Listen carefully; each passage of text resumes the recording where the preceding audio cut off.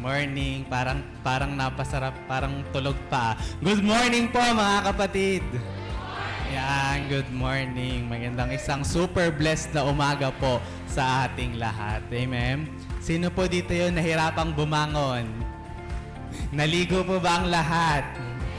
Ang lamig, di ba? Ang lamig. Pero okay lang yun kasi pagdating natin dito sa church, mag-iinit naman ang ating mga espiritu sa sa ating pag-aaralan na gagawin. Diba? Simula kanina sa ating pag-aawitan, ramdam natin ang init ng presensya ng ating Diyos na buhay. Amen? Amen. So, okay lang na lamigin pero punta pa rin sa church para muling pag-initin ang ating mga pananampalataya. Amen? Amen. So again, isang super blessed morning po sa ating lahat and welcome sa ating bahay-sambahan. And before we start, syempre, we will give you some few announcements. Una po sa lahat, please silence your phone. Ayan, paki-silent po ang ating mga phone para po ma-avoid natin yung mga distractions. And kung meron po tayong mga hinihintay na importanteng text or tawag, sagutin na lamang po natin sa labas para po hindi ma-distract yung ating mga kapatid na nakafocus na nag-aaral ang salita ng Diyos. Amen? Amen. And please take down notes. Ready na po ba ang ating pen and notebook? Ang mga notes sa cellphone. Amen. Yan, sige. Notes lang ha. Baka mamaya malibang ka. Pagka-type mo, bigla kang pumunta sa Facebook o Messenger. Kasi dahil sa muscle memory mo. Okay? Yan, notes lang. Sabihin sa katabi na phone ang gagamitin pang notes, notes lang. Ayan. Pero better yet, kuha na tayo ng ating mga pen and notebook. Magkano lang naman, invest na tayo dyan. And malaki po itong panginabang kasi daig pa po ng mapurol na lapis ang matalas na isip. Kasi yung isip, kahit gaano katalas yung mga alam mo, nakakalimutan mo yan, di ba? Kahit nung elementary ka, alam mo kung nasaan ba yung Mount Apo. Ngayon, parang di mo na alam. Basta nasa Pilipinas yan. Alam ko. Di ba? So, nakakalimutan. Pero pag nasulat, babalikan, yan, pwede nating maalala muli. Amen? Amen. Sige po. And please like and share our online worship, our online, yan. And follow us and subscribe sa ating YouTube account sa Master Teacher BS. At meron na po tayong parang 842 na subscribers as of today. Yeah. Konti na lang, 1K na tayo. And with that, binabati ko ng isang super blessed morning ang ating mga avid online listeners, online watchers, online worshipers. Maraming salamat po sa inyong patuloy na pagsubaybay at pagsama sa aming online worship. Yan. So, di na po natin patatagalin pa, mag-start na po tayo. Pero syempre, bago tayo magsimula, gaya ng dinideklara natin sa 10 taon na to, magdeklara po tayo ng pagpapala. In 3, 2, 1, go! In Jesus, I am super blessed. I am Macarius. Amen. Magsasampung taon na po nating idinideklara yan. And indeed, nakita na nga po natin sa buhay ng bawat isa, tayo ay super blessed. Lubos na pinagpala, supremely blessed. Happier than happy, mas masaya pa sa masaya. Hindi nila maunawaan kung bakit tayo masaya kahit ganitong buhay natin. Dahil hindi nila tunay naintindihan kung ano ba yung Macarius. Masaya tayo dahil sa biyaya ng ating Diyos na buhay. Amen? Amen. Sige po, ang pag-aaralan po natin ngayon ay the most mahaba, medyo mahaba, the most powerful and effective prayer that God cannot refuse to answer, presenting your arguments and winning your case for the Lord. Yan, ito yung most powerful, pinakamakapangyarihan, and effective, di ba? Effective din, syempre, na prayer na hindi kayang tanggihan ng Diyos, di ba? Isa po itong mapangahas na topic, pero kapag naunawaan nyo and naisa puso nyo, ay talaga nga namang malaki ang mangyayari, malaking pagbabago ang magaganap sa inyong prayer life at sa inyong mga buhay bilang Kristiyano. Amen? Amen. Panalangin na hindi kayang tanggihan ng Diyos. So, ang tanong po sa lahat, kailan kayo huling nag-pray? Nag-pray po ba kanina?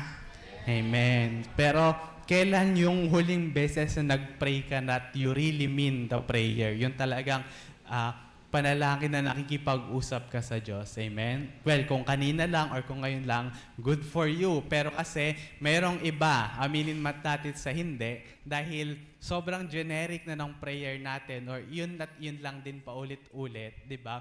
Dumadaan na lang sa bibig natin, di ba? Kahit na maganda naman yung mga prayers natin, parang binabanggit na lang natin kasi nakasanayan nating ipag-pray yun. Or yun yung gusto na lang natin ipag-pray pero wala na talagang dating. Like for example, lagi mong pinagpe-pray na, Lord, sana po makapagdala ako ng isang kaluluwa. Dahil araw-araw mo siyang prayer, binabanggit mo na lang siya kasi gusto mo siyang banggitin pero nawawala na yung meaning. Parang nasabi mo na lang kasi parang after kong ipag-pray yung church, dapat ipagpe-pray ko na may madala ako eh. Parang gano'n na lang, nawawala na yung meaning, di ba?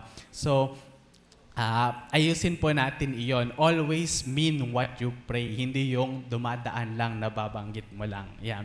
So, bakit ka ba nagpe-pray?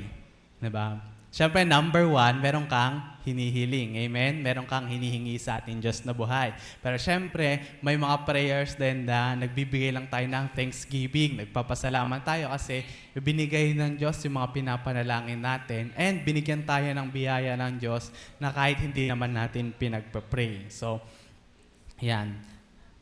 Number one reason is may hinihingi tayo. Kanino? Sa ating Diyos, Ama na nasa langit. So, importante po yan sa ating Diyos, Ama. So, ibig sabihin po, kung Ama mo ang Diyos, anak ka niya. Ang tanong, lahat po ba tayo anak ng Diyos? Amen. Taas po kamay ng anak na ng Diyos. Amen. Anak tayo ng Diyos dahil kay Kristo. Anong birth certificate natin?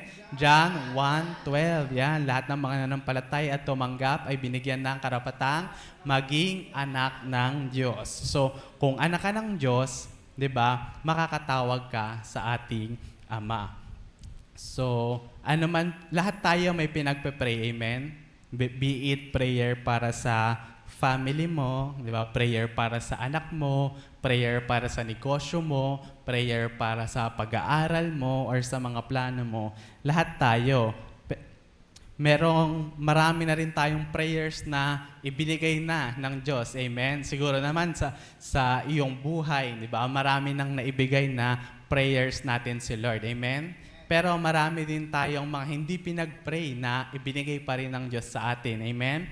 Amen. So, now, para magawa natin itong most powerful and effective prayer na hindi kayang tanggihan ng Diyos, una, dapat anak ka ng Diyos. Amen? Sige, tangas nga po ulit ang kamay ng lahat ng anak ng Diyos. Yan. Amen. Anak tayo ng Diyos dahil kay Kristo. Yan. Pangalawa, dapat tama po yung ating pananalangin. Kasi kahit gaano kaganda yung panalangin mo, kung mali naman yung pagkaka-pray mo, baliwala din. Gaya dito sa lupa, di ba? Kapag hindi tama yung approach mo sa tatay mo, di ba? Pag hindi tama yung approach mo sa tatay mo, kapag may hinihingi ka, pwedeng hindi ibigay. Or worse, baka mapalo ka pa, di ba? Humingi ka pa ba lang? Pahingi ako pera, gano'n, di ba? Parang gano'n. Baka halip na hindi na nga ibigay, mapalo ka pa, o maayos ka anak, di ba? Tatay mo ako. Yan. Kaya importante na alam natin kung paano manalangin, di ba? Ito rin yung mga ninais ng mga disciples noon. Tignan po natin. Luke chapter 11 verse 1. Yan, sabayan niyo nga po ako. One time, Jesus was out praying. Yan. And when he finished, one of his followers said to him, John taught his followers to pray. Si John po, tinuruan po niya yung mga tagasunod niya na mag-pray. Ito yung sabi naman nila, Lord, teach us how to pray too. Yan, Lord, teach us how to pray. Diba? Out of all the things na pwede nilang hingin kay Lord Jesus, ito ang hilingin nila. Pwede naman nilang i-ask, Lord, diba? Dahil panahon ni Lord noon, turuan niyo po kami, teach us how to cast out demons, diba? Kasi pag nakapag-cast out ka ng demons, ibig sabihin talagang mataas yung faith mo, diba? Pwede naman nilang i-ask kay Lord na turuan niyo po ako kung paano humayo. Kasi diba, evangelism time yun, talagang humahayo sila at pinapahayag ni Lord Jesus ang mga salita ng Diyos, diba? Or Lord, turuan niyo po ako kung paano mag-share ng Word of God. Di ba? Teach me how to build a church, how to have a ministry, at marami pang iba. Di ba? Pero hindi iyon. Sa halip, ito ang inas nila kay Lord Jesus. Lord, turuan niyo po kami kung paano mag-pray. Teach us how to pray. Ganoon po kaimportante ang prayer, ang pananalangin. Bakit? Kasi kung marunong ka mag-pray, lahat susunod na. Yung ministry, family, magandang buhay, and your plans in your life. Susunod-sunod na yan. Ganon ka-powerful ang prayer. Anumang bagay na simulan at tapusin mo sa prayer, sigurado magtatagumpay. Amen? Amen. Kaya sabihin sa katabi, huwag mananawa. Yan. Huwag titigil manalangin. Amen. Yan, 'di ba? Sabi nga po sa The Lord's Prayer sa Matthew chapter 6, wala po diyan, 'di ba? Isa doon sa mga prayer na binanggit niya is give us this day our daily bread, 'di ba? Pag nanalangin ka, kapag pinag-pray mo isang bagay, tapos pag-pray mo, okay na 'yun, Lord, bahala ka na kung kailan mo to pa rin, 'di ba? Hindi ganoon, 'di ba? Isa sa mga turo ng ni Lord Jesus sa The Lord's Prayer is give us this day our daily bread. Bakit po ganon? Ano pong tinuturo doon? Yung dependence po. Pagdepende natin sa ating Diyos na buhay. Kasi karamihan po sa atin, kapag sagana, nakakalimutan ng tumawag sa Diyos. Amen? Nakakalungkot pero totoo, di ba? Nung walang-wala pa, araw-araw, minuminuto, oras-oras, tumatawag sa Diyos, Lord, bigay niyo na po. Pero nung binigay na, nung sumagana na, ayun, nawala na. Unti-unti nang nawala. So, bakit? Nawawala na ang dependency. Hindi na siya nakadepende sa biyaya ng Diyos. Pero, kung atin pong maiintindihan na lahat ng bagay na mayroon tayo ay galing sa mayamang biyaya ng Diyos, hindi mawawala ang ating dependency sa ating Diyos na buhay. Amen? Amen. Nauunawaan niyo po ba yon na lahat ng meron kayo ay galing sa Diyos? Amen. Yan. Kung ito ang lahat ay galing sa Diyos, 'di ba? Dapat hindi na rin mabigat sa ating mga puso na magbalik kasi 'di ba? At the very first place, wala ka kung hindi nagbigay ang Diyos. Amen. Amen. Well, hindi lang naman po ito financial. Baka po kasi financial na naman, pera na naman yung nasa isip nyo. Hindi po. Binigyan ka ng Diyos ng buhay. So, anong dapat mong gawin? Ibigay mo rin ang buhay mo sa Kanya. Serve the Lord our God. Diba? Binigyan ka ng kalakasan. Gamitin mo yung kalakasan mo. Diba? Para sa Kanyang ministry. So, ganun po. Amen? Yan. So, yan. Kaya, bago po tayo pumalaot, ito po ang ating aim. Sige po, basahin po natin. Next, our aim is number 1, to put our prayer life to the highest level, pinakamataas, presenting our reasonable arguments to God. Yan, reasonable. And number 2, to have a different kind of prayer and do it the right way, yung tamang pamamaraan. Yan. So, napakaganda po ng pag-aaralan natin ngayon. So, pero punta naman po tayo sa isang misconception. Here's a misconception. Next po, misconception. We argue not to manipulate God, hindi po ganon, but to plead to God to listen and answer to our reasonable prayers. Hindi mo ka mag-argue para i-manipulate ang Diyos. Sabi, Lord, bigay mo na to. Sige ka, di na ako attend pagka hindi mo to binigay. Di ba? Hindi po ganon. But to plead, di ba? Dapat nga, Lord, ibigay niyo na po. Malalo po ako magsisipag sa iyong gawain. Amen? Amen. And listen and answer to our reasonable prayers. Yan. Reasonable po dapat. Di ba? Baka naman panalangin mo, sana po matapilok po yung kaaway ko. Hindi talaga ibibigay yun. Di ba? Dapat reasonable ang ating prayers. We argue not to manipulate God. Di ba? But to plead to God. Amen? Tayo ay sumamo. Di ba? Kumbaga sa pinaka-simpleng term, makaawa, di ba? Manikluhod sa ating Diyos na buhay para pakinggan at sagutin ang ating mga reasonable na panalangin. Yan. Itong panalangin na to ay hindi ka makikipag-argue, katulad na banggit ko kanina. Hindi gano'n, hindi tayo makikipagtalo. Take note of the word reasonable. Yan. Reasonable po dapat. At ibibigay ito hindi dahil gusto lang natin, di ba? Kasi gusto din niya. Amen? Amen. Ulitin ko, anak ka ng Diyos. Amen? Amen. Siyempre, at kung anak ka ng Diyos, di ba, kahit sino namang tatay, walang ibang gusto kundi yung pinaka-nakabubuti sa kanyang anak. Amen?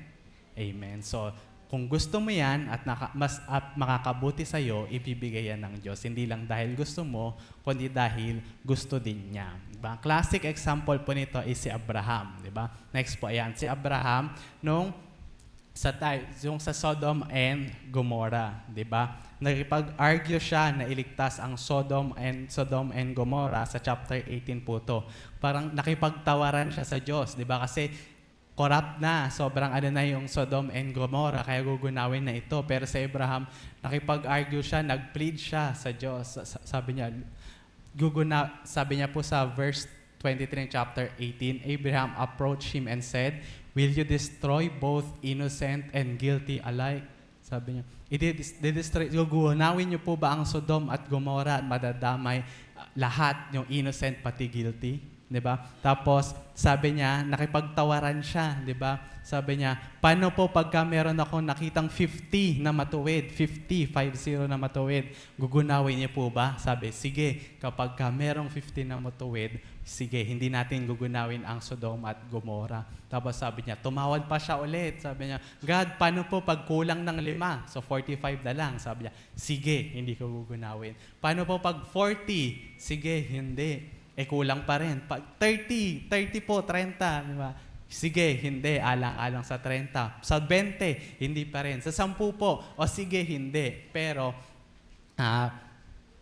alam naman po natin yung nangyari, di ba? Nagunaw pa rin po ang Sodom at Gomorrah. Pero naisip nyo ba, di ba? Paano kung tumawad pa si Abraham? Sabi, God, isa.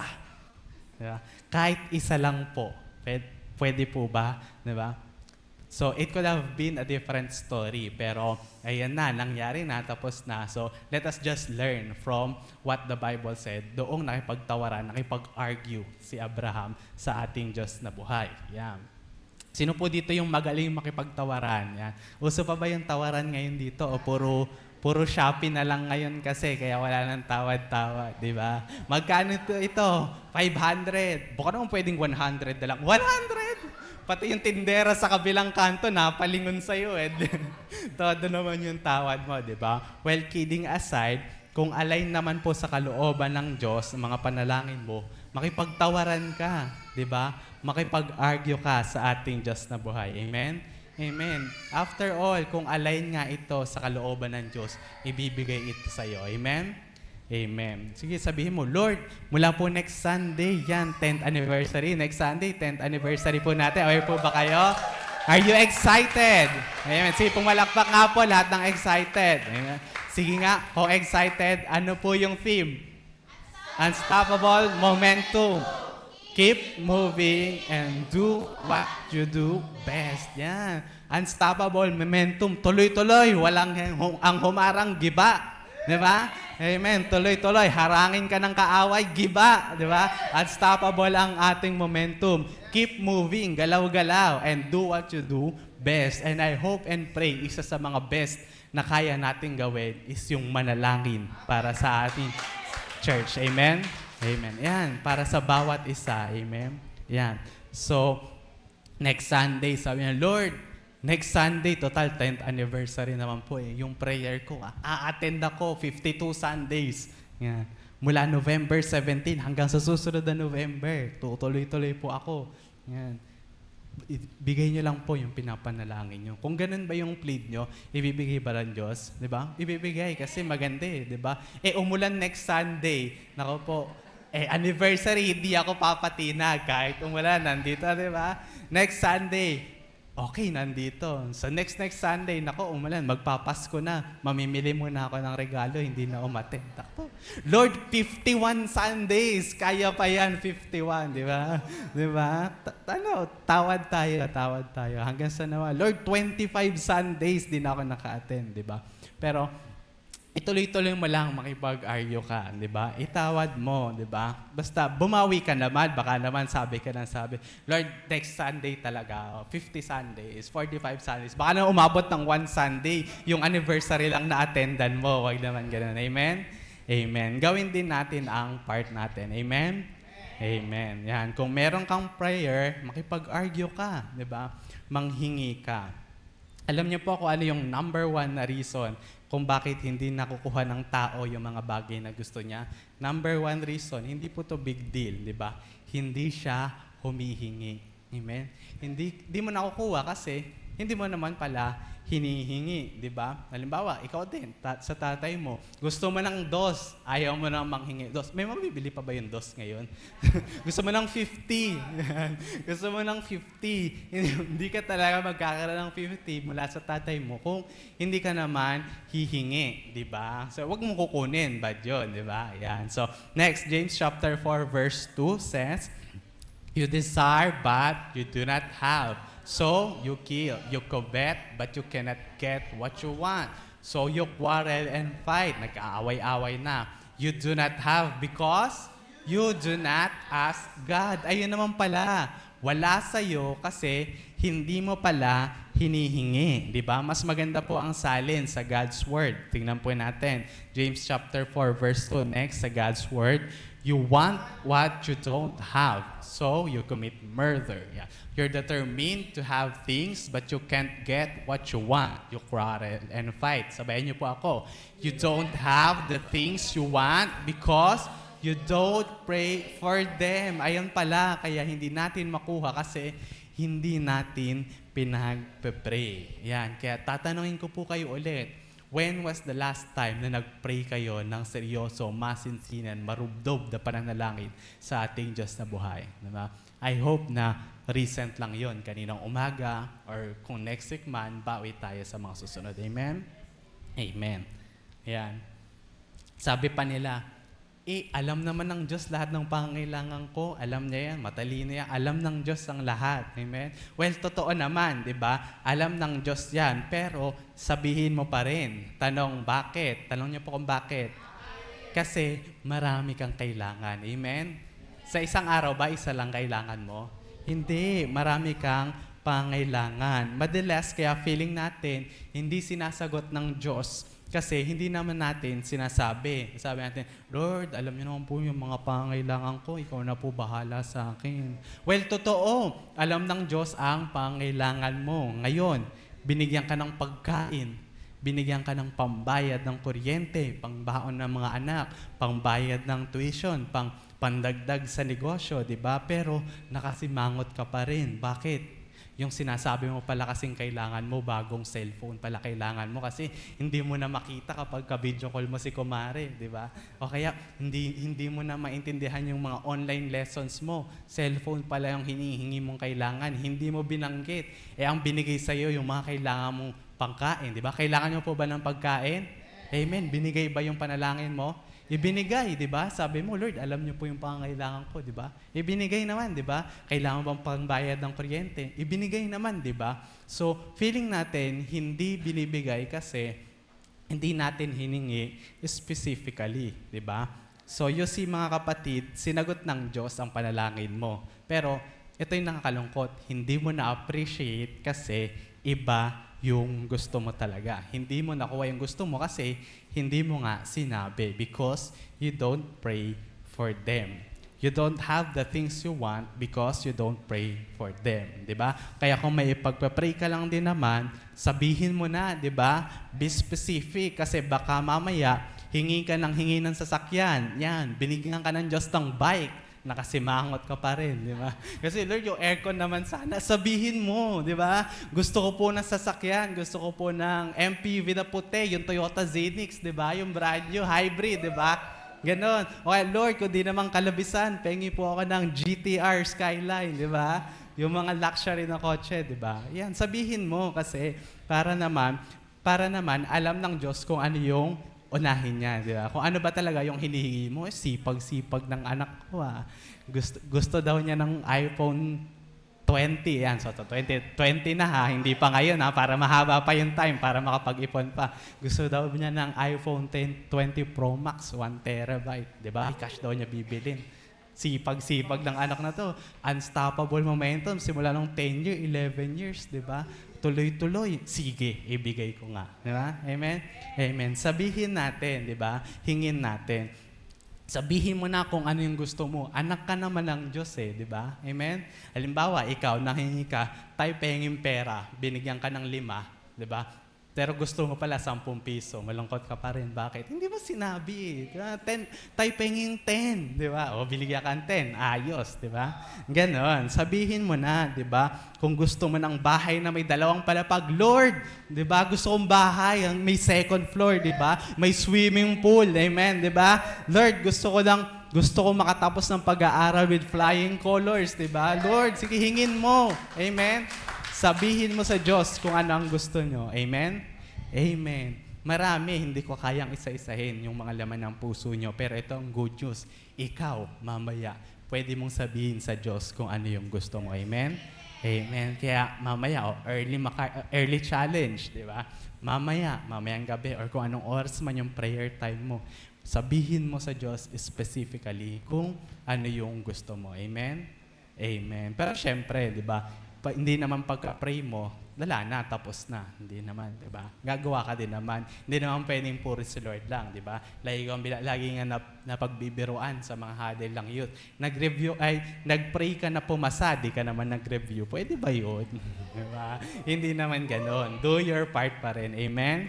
Amen. So kung magpa-pray ka ng panggastos sa araw-araw, pag binigyan ka ng trabaho, tanggapin mo. Baka naman kasi ni-expect mo, diretso pambayad agad iabot sa'yo ni Lord. Hindi, di ba?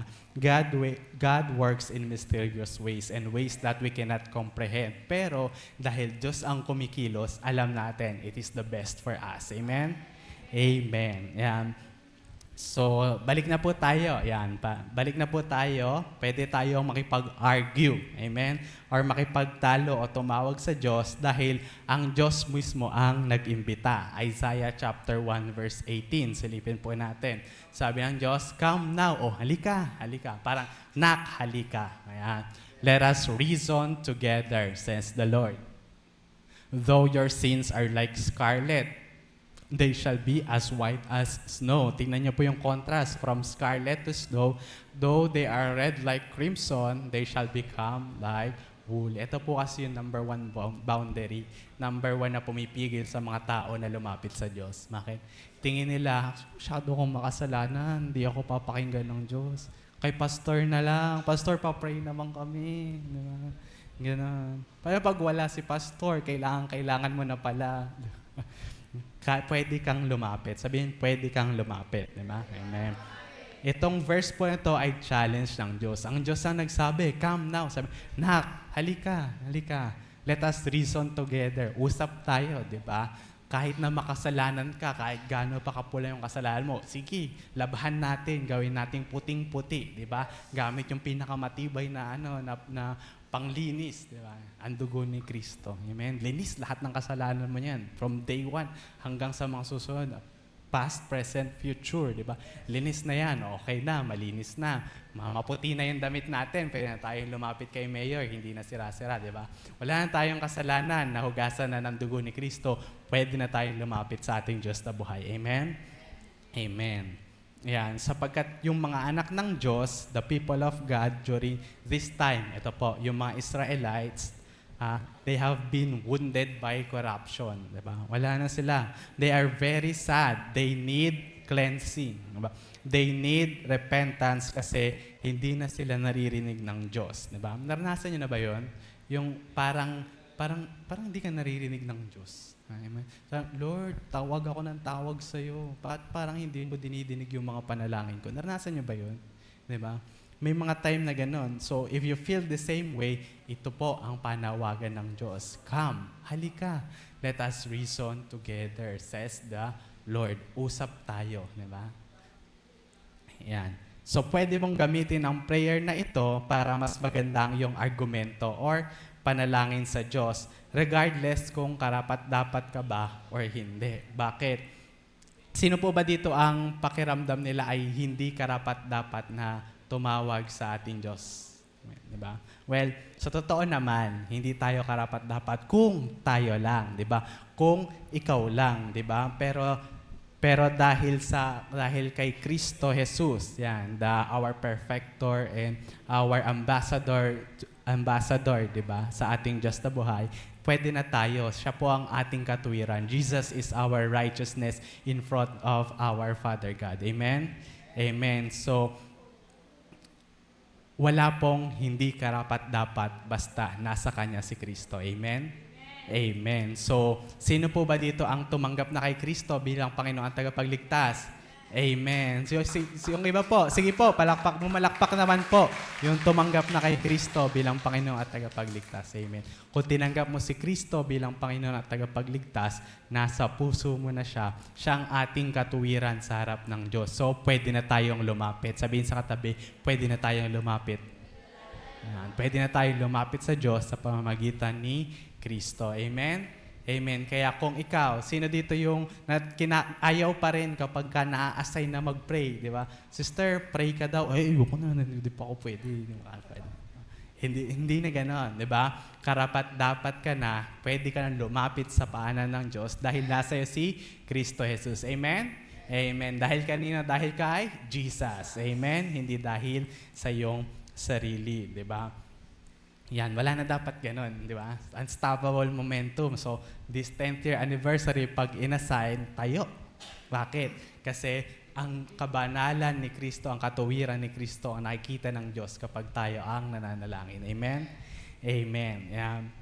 Dahil tayo ay ginawa ng banal ni Kristo, not through our body, syempre hindi ang ating body, not our soul, but our spirit. Nang tayo ay ma-born again. Kaya kahit sino ay assign, yan, alam natin na kaya na natin tumayo sa harap ng Diyos. Di dahil sa ating sarili, again, paulit-ulit natin sabihin, kundi dahil kay Kristo sa kabanalan ng, kaya pwede na tayong tumayo sa kabanalan sa harap ng Diyos. Yan. James chapter 5 verse 16 says, "Therefore, confess your sins to each other and pray for each other so that you may be healed." Yan.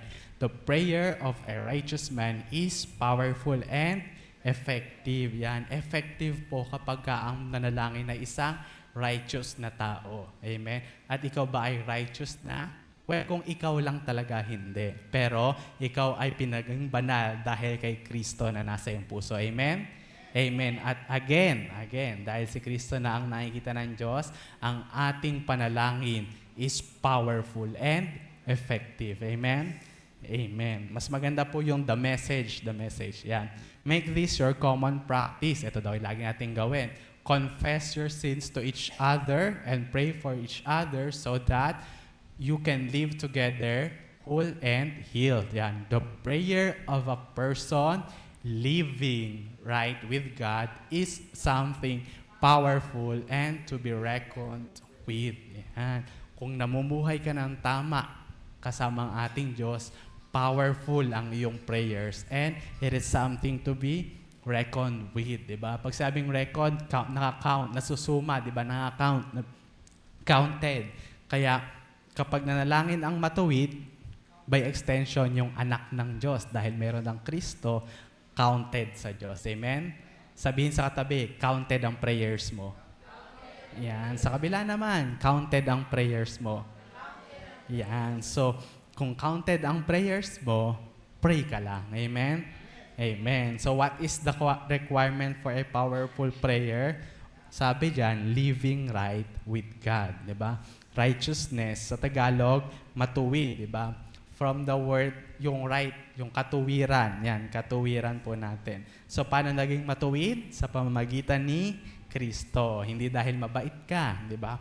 Hindi dahil malaki na yung nabigay mo sa simbahan. Ako nag-donate yan eh. Ako nakapagawa niyan. Matuwid na ako. Hindi po ganon.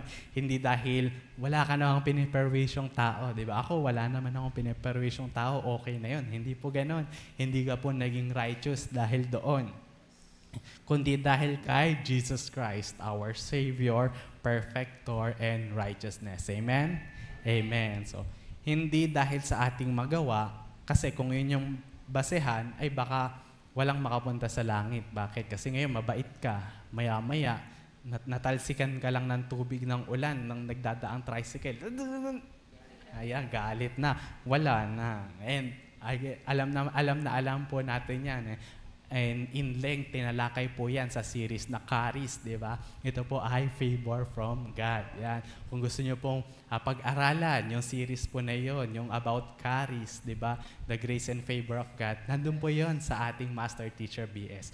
Hanapin nyo na lamang po and then sundan nyo lahat. No? So, habang naglilinis kayo, pakinggan nyo si Pastor na nagpe-preach ng regarding sa Charis, kagandahang loob ng Diyos. Amen? Yan, sige. Kaya naman, ano po yung hilingin natin sa pamamagitan ng katuwiran ng nagmumula kay Kristo, ito po ay bibigay ng Diyos na buhay. So, ano na lang po kailangan natin gawin? Siyempre, humingi. Amen? Kasi nag-expect tayo, hindi naman pala tayo humihingi. John chapter 14 verses 13 to 14 says, yan, sa NLT, you can ask for anything in my name. Kaninong pangalan? Jesus. Amen? And I will do it. Gagawin. So that the Son can bring glory to the Father. 14. Sabihin niyo po ako, yes, ask me for anything in my name and I will do it. Yan. Hindi pala sapat na humihingi ka lang. Humingi ka sa pangalan ni Jesus. Amen? Kaya nga, di ba, we end our prayers in Jesus' name. Di ba? Sa pangalan ni Jesus. Di ba? Kaya lahat ng prayers natin, lahat ng hiningi natin, di ba? In Jesus' name. At sabi naman, ask anything in my name. Yes, ask anything and I will do it. Gagawin at gagawin. Amen? Amen. Sabi pa sa John chapter 16 verse 23 to 24, yan. At that time, yan, noong panahon po na yon, nung si Jesus ay namatay at umakyat na sa langit, nalungkot po yung mga anak ng Diyos kasi wala na si Jesus. Yan. You won't need to ask me anything. Ask me for anything. I tell you the truth. You will ask the Father directly. O ayan, ikaw na ba mismo diretso ang tatawag sa ating Ama na nasa langit. And He will grant your request because you use my name. Pangalan ba ni Mayor? Pangalan ba ng Presidente? Kaninong name kay? Jesus. Amen. Sabihin nyo nga po, in the name of Jesus. Yeah, sabihin, Jesus. Yeah.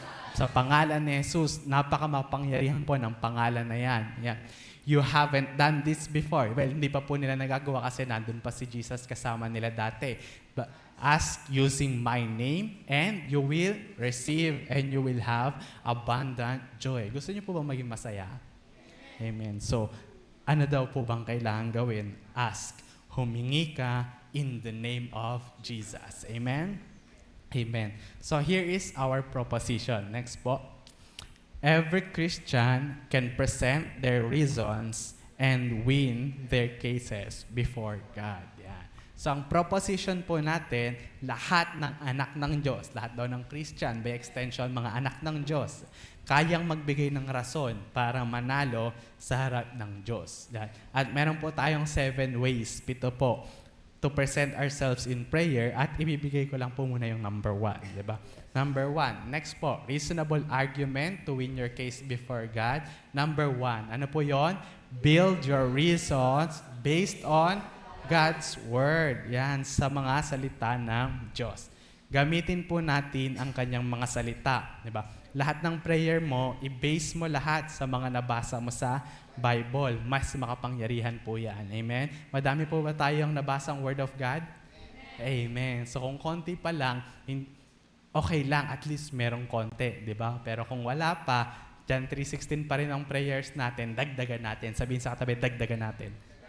Yan, dagdagan natin. Gamitin natin ang mga salita ng Diyos na ating nabasa. Pwede po natin gamitin yan sa prayers natin. Balikan po natin yung Isaiah 1 verse 18 sa Tagalog naman po. Ayan. Magsiparito kayo ngayon at tayo'y magkatuwiranan, sabi ng Panginoon. Bagaman ang inyong mga kasalanan ay maging tila mapula, ay magiging maputi na parang niebe. Bagaman maging mapulang gaya ng matingkad na pula, ay magiging parang balahibo ng bagong paligong tupa. So, yan, kahit anong kasalanan, Basta i-present mo ang iyong argumento sa Diyos at kung tama naman, syempre dapat tama. Baka naman kasi nakikipagtalo ka lang, mali naman pala, di ba? Kayang linisin at patawarin ng Diyos anumang kasalanan meron ng tao. Amen? Amen. Yan. So si Lord mismo ang nag-imbita sa atin, di ba? Kaya sabihin sa katabi, pwede kang mga tuwiran. Yan. Pwede kang mga tuwiran sa Diyos. Pero take note, hindi ka makikipagtalo, mga ngatwiran ka, di ba? Malaki po ang pinagkaiba ng nakikipagkatwiran sa nakikipagtalo, di ba? Baka nakikipag-away ka na, di ba? Anong gagawin natin? Mga tuwiran. From the root word, katuwiran or tuwid, di ba? So, hindi basta-basta makikipagtalo. Makipag-argue ka in a righteous way, di ba? Dahil hindi lang kung sino lang ang kausap mo, di ba? Diyos natin yan. Diyos pa rin natin ang kausap natin. Tanong, ito po tanong, why should God listen to our prayer? Kailangan bang makinig ng Diyos sa atin? Why is God listening to our prayers?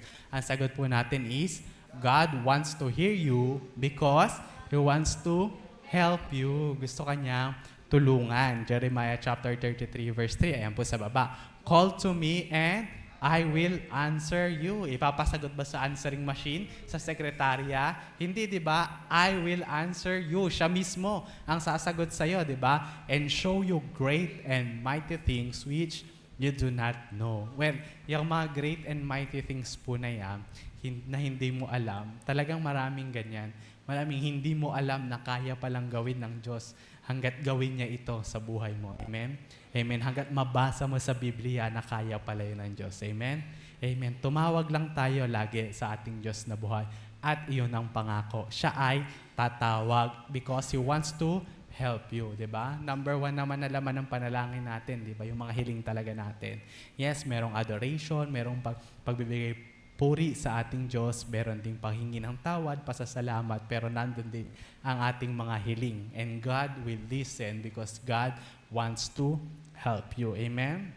Amen. Tumawag ka at sasagot ang Diyos. Sabihin ulit sa katabi, tumawag ka lang palagi. Sa kabila naman, tumawag ka lang palagi.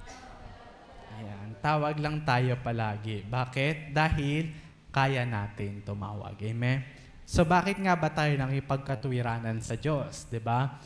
Simple lang kasi nga, kaya natin. Diba? We have this, what we call human reasoning. Yan, kaya nating makapag-reasoning sa ating Diyos na buhay. Yan, kaya ang tao mas mataas po sa hayop, 'di ba? Kasi ang hayop hindi nila kayang makipangatwiran, 'di ba? Ang aso tatahulan ka lang niyan. Pag nagsasorry mo, puppy eyes lang ng gano'n yan sa'yo, 'di ba? Yung pusa, ay hindi ka talaga papansinin niyan ng pusa. Ayan, 'di ba? Yung ibang, yun yung mga wala sa animals na meron tayo. Kasi man is higher than animals. Bakit? Because we have our mind, 'di ba? May kaisipan tayo. Mas matalino tayo dahil meron tayong mind. Sino ba mas matalino? Si Bantay o yung amo?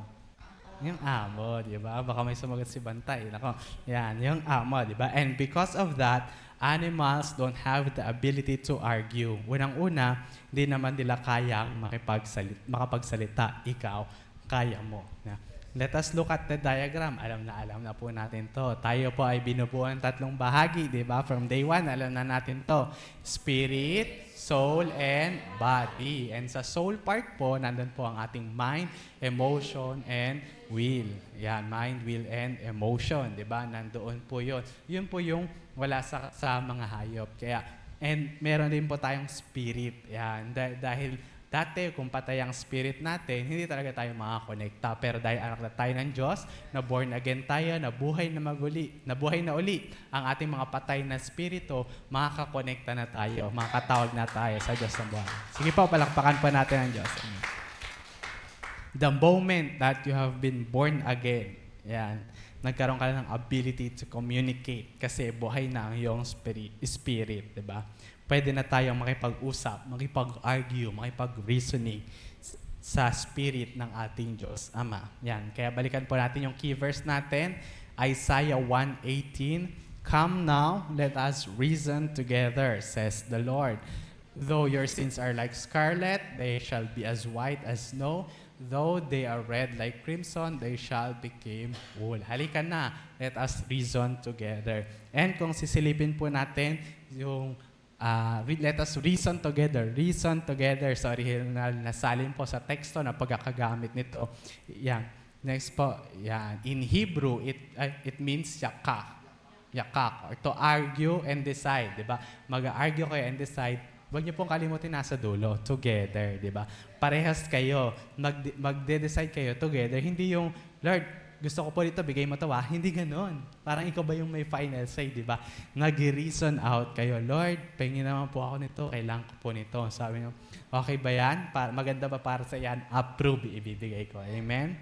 Amen. Yeah. Hindi one way, hindi yung tawag ka lang ng tawag, di ba? Marahil hindi ito nakikita ng iba kasi lalo na pag nakita ka lang kapitbahay mo, in Jesus' name, sakit ng ulo ko. In Jesus' name, magaling na ako. In Jesus' name, I am healed. Sabi ng kapitbahay lang, magsasalita mag-isa, walang kausap. Hindi po, meron po tayong kausap. Di lang nila alam. Kausap natin ang ating Diyos na buhay. Amen?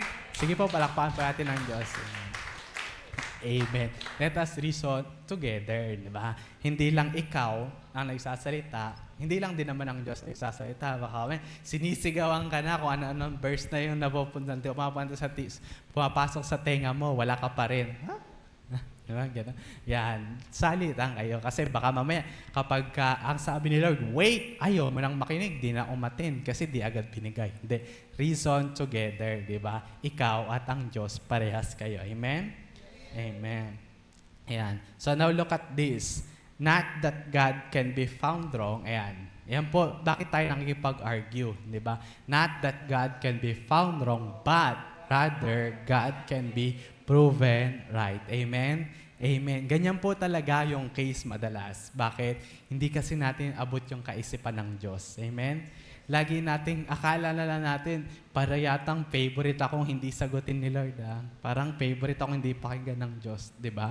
Laging iyon yung nasa isip natin. Kaya pero bakit tayo makikipag-argue? Bakit natin gagamitin yung mga salita niya? Para mapatunayan natin sa sarili natin na tama pala ang Diyos.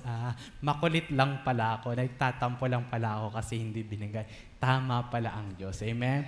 And mas maganda po na una pa lang maunawaan na natin ito.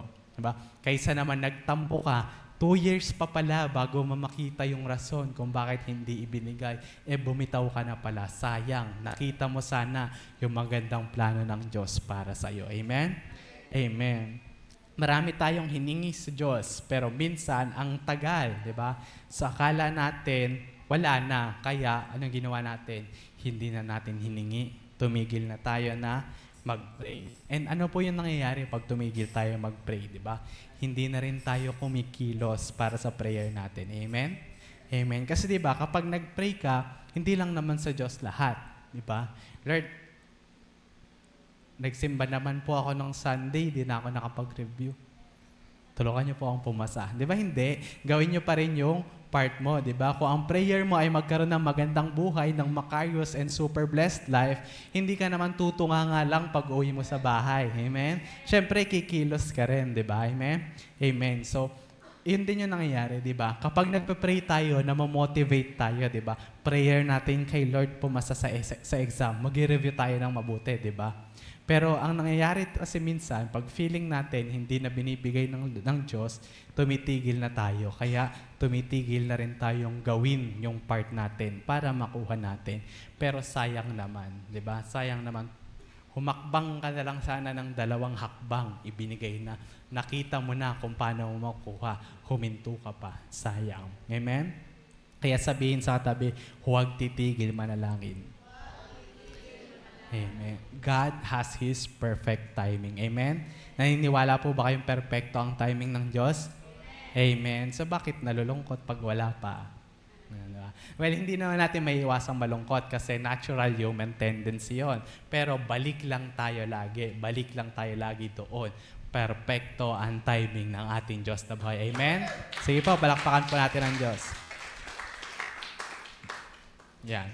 So, well, hindi naman po Well, mahirap po talagang maging kasanayan ito. Bakit? Kasi nasanay po tayo here in our society na dito, lalo na sa Pilipinas, di ba? Very family-oriented tayo. Di ba? Hindi tayo pwedeng makipagtalo sa mga magulang natin. Di ba? Kapag nakipag-argue ka, sumasagot ka pa. Di ba? Ganon, di ba? Nasanay tayo na hindi tayo pwedeng makipag-argue. Di ba? Kung may gusto ka lang namang ipunto, hap, hap! Ako ang magulang. Di ba? Yung ganon. Pero ang Diyos hindi po ganon. In fact, ang Diyos pa po ang nag-challenge sa atin. Isaiah 41:21 says, ito sabi po, present your case, says the Lord. Set forth your arguments, says Jacob's King. Sa Tagalog po, ayun po sa baba, iharap ninyo ang inyong usap, sabi ng Panginoon. Inyong ilabas ang inyong mga matibay sa pagmamatuwid, sabi ng Hari ng Jacob. Yan.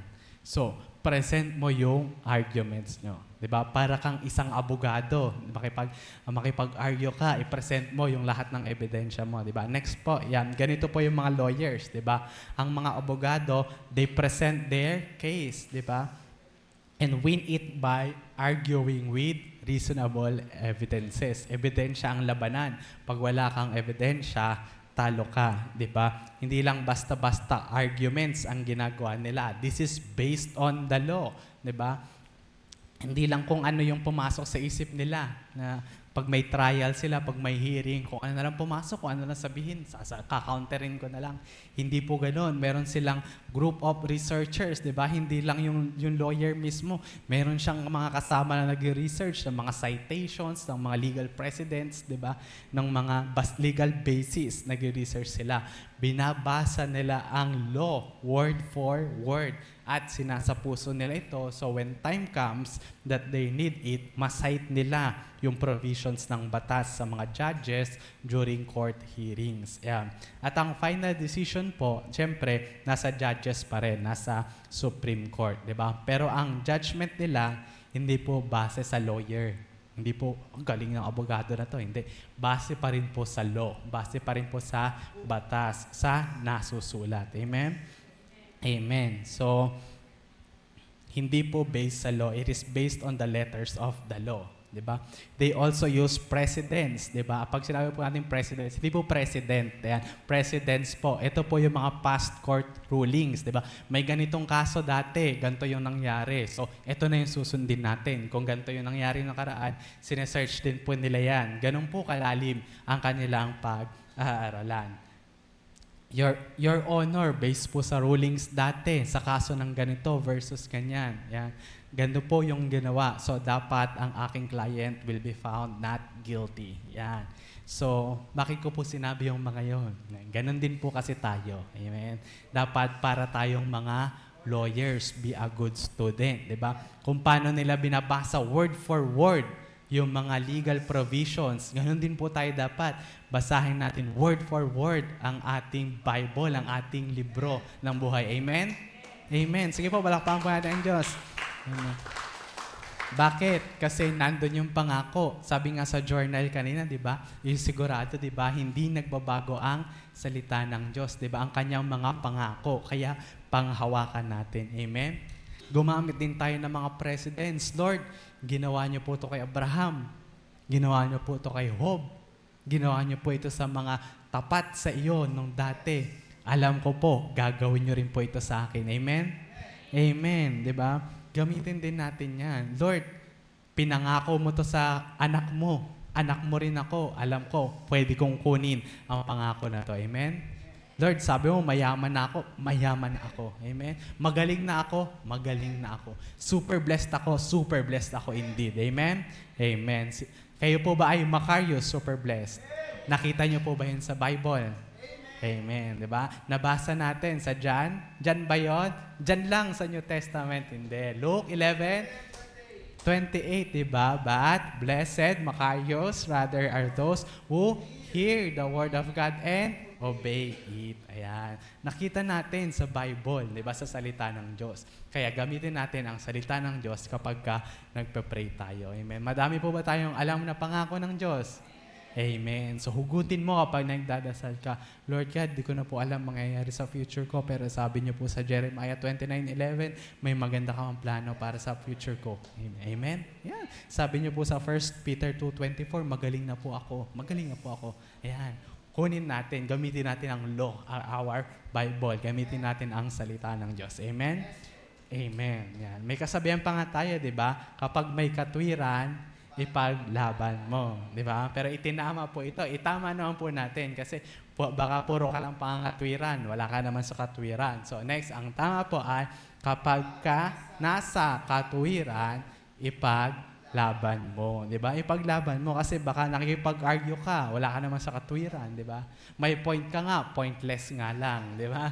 Wala rin, di ba? Kung ano-ano pa yung sinasabi mo sa Lord, ganito, ganyan, hindi naman pala sinabi ng Diyos yun. Talo ka, di ba? Lamang pa sa'yo ang kaaway. Bakit? Doon tinetempt niya si Jesus. Sabi niya, it is written, nasusulat. Wow, si Satan nagbabasa din pala. Kaya pag hindi ka nagbabasa ako, parang logi ka, na one-upan ka. Mas alam pa, di ba? Kasi ganyan din yung sasabihin sa'yo ng kaaway. Nasusulat. Ganon. Pero ano po yung example ni Jesus? Ganito din po yung ginawa ni Jesus. Nung sa Matthew chapter 4, sabi niya, nasusulat din. Diba? It is written also, di ba? Yun po yun. Man should not live by bread alone, but sa bawat salita ng Diyos na yan, di ba? Amen? Alam po natin, Matthew chapter 4, verse 4. Kasi sabi niya, pwede mo namang nasusulat, kaya niyang gawing tinapay yung mga bato na yan, di ba? Nasulat ba yun? Nasulat naman, pero nasusulat din. Ganon, di ba? Baka kasi mamaya convinced ka, down na down ka na kasi sabi ng Diyos, impyerno ka daw. Di ba? Pero nasusulat din ng dahil sa kagandahang loob ng Diyos, tayo ay naligtas, hindi dahil sa ating gawa, kundi sa Kanyang purong biyaya. Amen? Amen. So kung alam mo, hindi ka madadaig ng ating kaaway. Amen? Kaya naman, next po, ito po, isang importante. All Christians must study the Word of God. At palakpakan niyo nga po ang inyong mga sarili. Yan. Dahil nandito kayo ngayon, nag-aaral ng kanyang mga salita. Di ba? Yung iba, 10 taon nang nag-aaral ng kanyang mga salita. Di ba? Kaya nga naman, pag nag-pray, nakakahugot ng pangako. Amen? Well, okay, sige. Yung iba, pwedeng 1 buwan pa lang. Pero syempre, wag kang hihinto doon. So, dapat, kung 1 buwan ka pa lang ngayon, pagdating natin ng 20 years, 10 years ka na dito. Amen? Wag kang mawawala. Amen? Sabihin sa katabi, wag kang mawawala. Diba? Mahaba pa ang biyahe natin. Amen. Start pa lang to, 10, di ba? Bumabuelo pa lang tayo. Unstoppable momentum, tuloy. Ayan. Baka sa November, baka sa Sunday lang yung unstoppable momentum natin. Pag ulan sa next Sunday, wala na. Hindi. Ang momentum, di ba? Pag nakapag-build ka ng momentum, kahit gaano ang humarang, di ba? Tuloy-tuloy. Amen? Amen. Kaya tayo, tuloy-tuloy tayo kung paano tayo nagpuri sa Diyos simula nung year 1, lalo na ngayong year 10 at susunod pang 10 taon, susunod na 10 pa hanggang sa tayo ay kunin na ng ating Diyos na bahay. Amen? Amen. At pagdating doon sa langit, makikita natin, tuloy-tuloy pa rin yung momentum na iniwan natin kasi yung church ng OCWMMI Pampanga, tuloy-tuloy nag-aaral ang kanyang mga salita. Amen? Amen. Yan. So, aralin po natin ang salita ng Diyos. Kunin natin ang mga pangako. Amen? Maraming pangako. Kung iisa-isahin ko, anniversary na po, hindi pa tayo tapos dito. So, kunin nyo na lang po ang libro, read every letters of our law of the Bible. Diba? Kunin natin lahat ng pangako. Isulat mo, i-highlight mo, ilagay mo sa ref mo, ilagay mo sa pintuan mo, diba? Sa table mo, sa study table mo. Isulat mo sa dulo ng notebook mo para pagka yung tinatamad ka na hindi ka nakikinig, drawing ka, verse na lang isulat mo. Diba? Pero wag ganon. Mga children, mag-aral kayo mabuti, focus kayo sa teacher niya. Amen? Amen. Follow kayo. Sige. Yan. Look at this. Yan. Sino po ba? Ayan. Satan tries to limit your praying because he knows your praying will limit him. Ayan. Diba? Sino dito yung nag-set ng oras para mag-pray. Pero pagparating na yung oras, parang dami na naman kailangan gawin, di ba? Magpa-pray ako morning, di ba? Morning ako magpa-pray para maganda yung bungad ng araw ko. Kaya lang late na pala yung mga bata, saing muna tayo, prepare tayo ng mga pagkain, di ba? Mamaya na lang, pagkapahinga, pagkaalis ng mga bata, di ba? Pagkaalis ng mga bata, pumwesto, naupo, pagod, nakatulog. Nandyan na yung mga bata, tanghalian na pala, di ba? Pagdating ng hapon, sarap matulog. Di ba? Sige, mamaya na lang gabi. Teka, ano na ba balita sa Bagyo? Tingnan, banood nga muna tayo. Yan. Tapos hanggang sa alas 10 na pala. Anong nangyari, di ba? Ganon din yung mga youth, yung mga cellphone naman ng cellphone, di ba?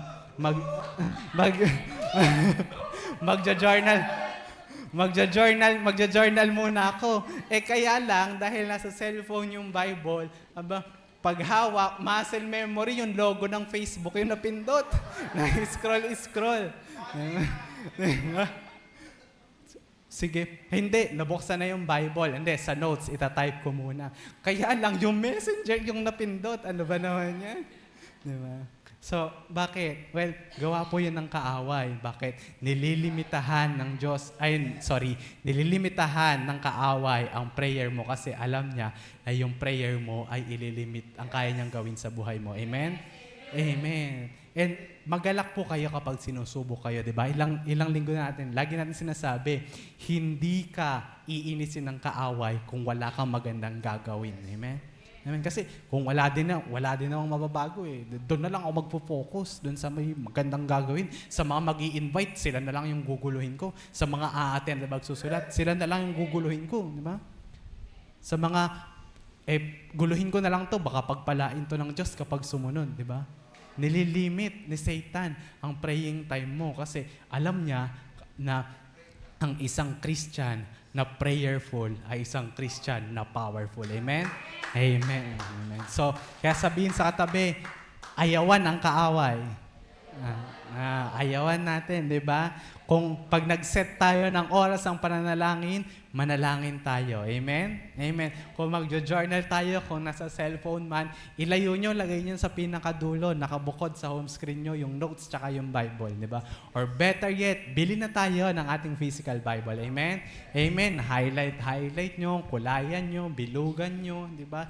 Lagyan nyo, drawingan nyo, di ba? Lagyan nyo ng star, di ba? Ito yun. Tapos pagbalik mo, pagbuklat mong gano'n, ito yung kinilayang ko dati, pinagpa-pray ko lang to. Ngayon, ang layo ko na pala. Diba?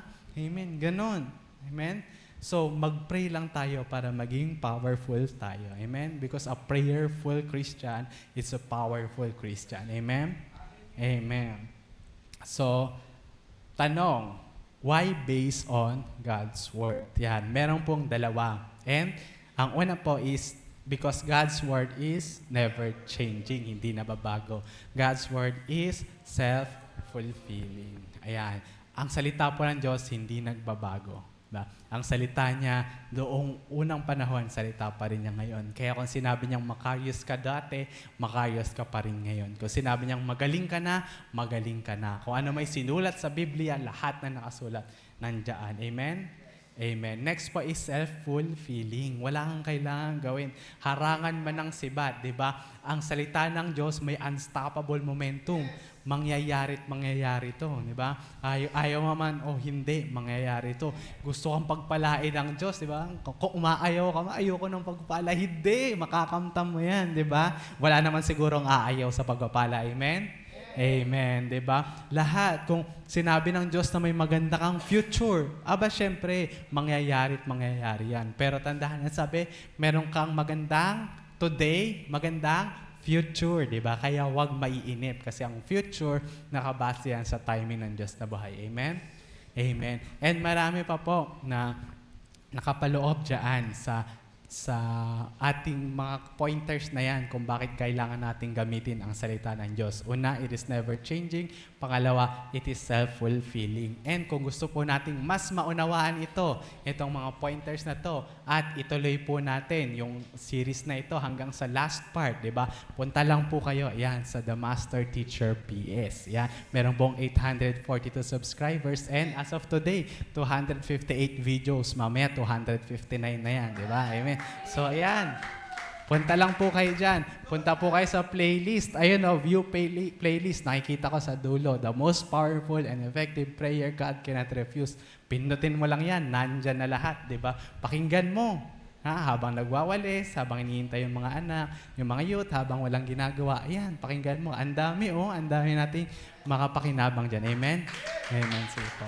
Puntahan po natin. Lahat po ba dito nakasubscribe? Amen. Yan. Nakasubscribe nga. Pinapanood naman po ba? Amen. Sige.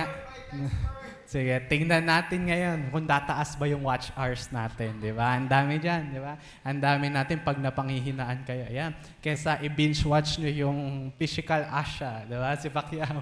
Kesa i-binge watch nyo yung Physical Asha. Eto, binge watch natin, The Master Teacher BS. Amen? Amen. Yan. Sige po. Proceed na po tayo sa ating Macarius Challenge. Ano po ang ating... recap po muna pala. Yan, reasonable arguments to win your case before God. Ano po yung number 1, pinag-aralan natin, build your reasons based on God's Word. Yan, gamitin mo ang salita ng Diyos, di ba? Kasi binabantayan niya yan. Pag sinabi mo, Lord, sinabi mo to eh. Sinabi ko ba? Okay. Approve. Gusto mo niyan? Okay. Approve. Di ba? Sabi ko pala eh. Amen. So ano po ang ating Macarius Challenge? Yan, ang ating Macarius Challenge is apply God's Word in all of your prayers. Amen. Sige nga po, ano po ulit ang ating Macarius Challenge?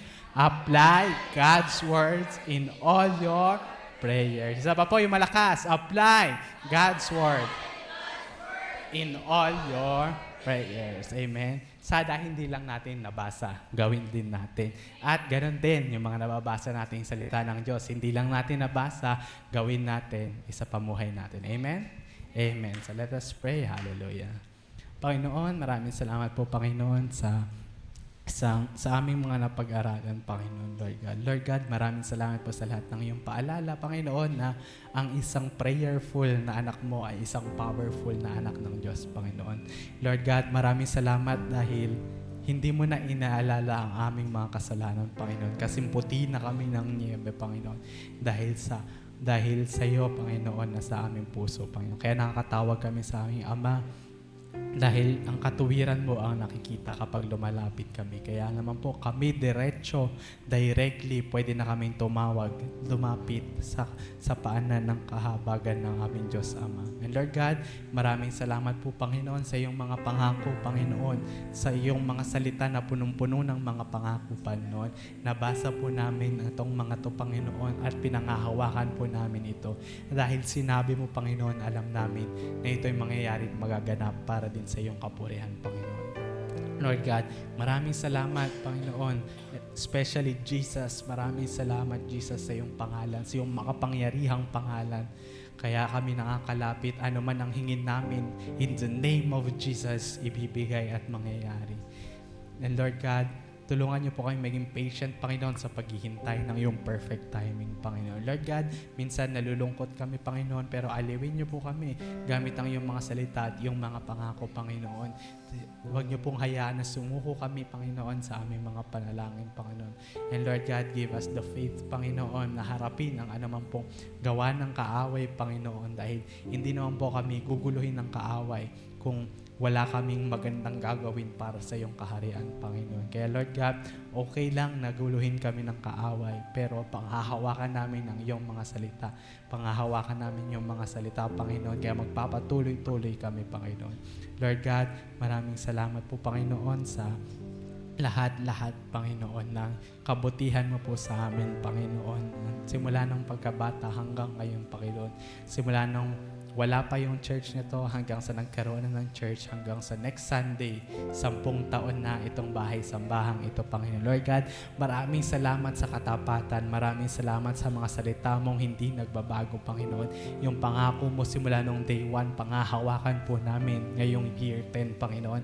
At sa mga susunod pa na taon, Panginoon, Lord God. And maraming salamat po sa iyong mga salita na self-fulfilling, Panginoon. Kusang nagaganap, Panginoon. Lord God, kung kami lang hindi namin maintindihan kung paano nakarating itong church na to sa kanyang kalalagayan ngayon, Panginoon. Pero dahil sa iyong katapatan at dahil sa buhay ng bawat isa na ginamit mo, Panginoon, kami nakarating dito, tutungtong ng 10 taon at tutungtong pa ng additional 10 and additional 10 and additional 10 hanggang sa muli mong pagbabalik, Panginoon.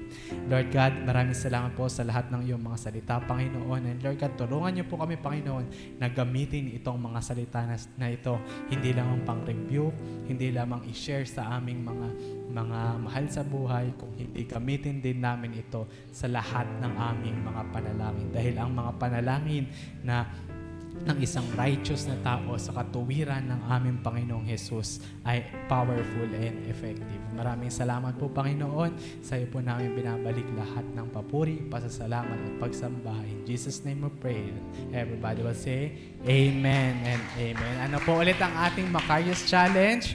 Apply God's Word in all your prayers. Hugutin natin lahat ng mga pangako niya sa ating pananalangin. Stay super blessed in Christ. We are Macarius. To God be the glory.